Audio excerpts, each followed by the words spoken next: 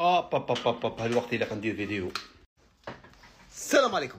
البارح كادير دو 21 جوان 2025 طلع في واحد لي لايف وحذر وقال لكم هاد التحليلات اللي تتعلق بالحرب مع ايران واسرائيل وربطها مع الجزائر وبعد الجزائر تولي دخلتوا تجروا مور الجزائر، دخلوا حطاوكم واحد البروباغندا وخدتوا تجروا موراها.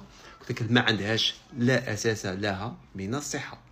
بروبليم انا ما نتكلمش على المنصات الصغار، انا نتكلم على المنصات اللي تدعي الاكاديميه في جميع المنصات التواصل الاجتماعي. بون معليش هادو دي تيك توكات يوتيوبات تويتر مسكين تحمس يبغي يدير الباز يبغي يدير اللايف يبغي يدير الفيو يبغي معليش، ولكن انا تشوكيت من بعض ما يسمى الصحفيين والاعلاميين في بعض التلفزيونات اللي راحوا في نفس الطريق.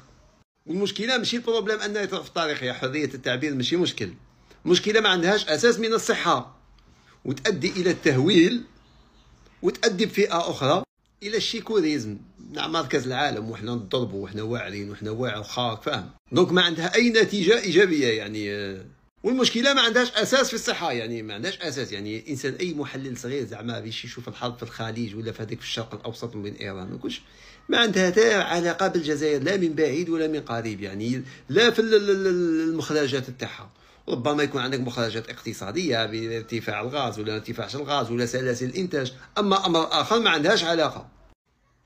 إلي تيتي فوا. وفي هذه الاثناء اليوم 22 جوان 2025 سلطه الضبط في التلفزيون الرسمي قالت لكم هذه الاغنيه.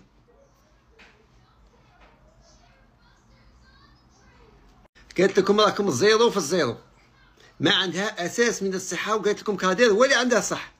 مي سي نورمال سي سيتي البارح كون كان عندكم الوقت كادير ما يبغيش الاخر، كادير يبغي يلعبها يخرج على الصف، يبغي ما يقولش كيفنا. وهنا الديفيرونس ما بين واحد يقدر يعطي تحليل، يقدر يعطي قراءه، يقدر يعطي اقتراح ولو دي فوا يغلط، وواحد يجيك عشيه السلام عليكم ورحمه الله تعالى وبركاته سلطه الضبط اليوم اصدرت. مي هاد المعلومات راهم كاينين، انا اعطيني التحليل تاعك انت شنو قلت، ومن بعد يتكومبليكسو من نقول هالهضره ومع الله غالب شنو نقول لك. نختار فرصه باش نقول الله يرحم اللي توفاو في 5 جويي في الصاد، الله يرحمهم والله يشافي المرضى على كل، وما تلقوش رواحكم للتهلكه يا شباب. نعم سيو.